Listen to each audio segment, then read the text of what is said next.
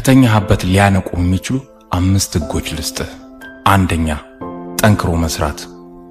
ጠንክረህ ስራ እንጂ በእድል አትመን። እድል የመስቀል ወፍ ናት፣ ለሁሉም አትታደልም። ሁለተኛ፣ ትዕግስት። ትዕግስት ይኑርህ። ትዕግስት ከሌለህ በምድር ላይ ምንም ነገር አይኖርህም። ምክንያቱም ትዕግስት የስኬት ቁልፍ ናት። የምትፈልገው ነገር የሚወስደውን ያህል ጊዜ ታገሰው። ሶስተኛ፣ መስዋዕትነት።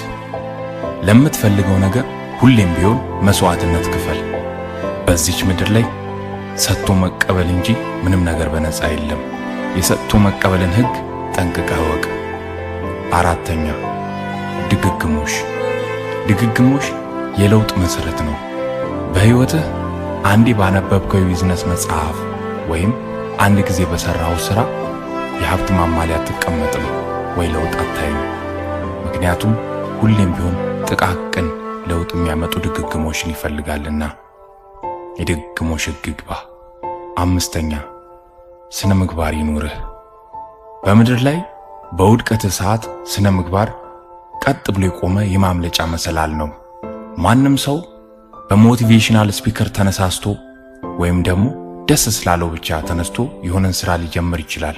የጨረሰ ግን በፍጹም የለም። ምክንያቱም አንድን ነገር ጀምሮ ለመጨረስ ስነ ምግባር ያስፈልጋልና።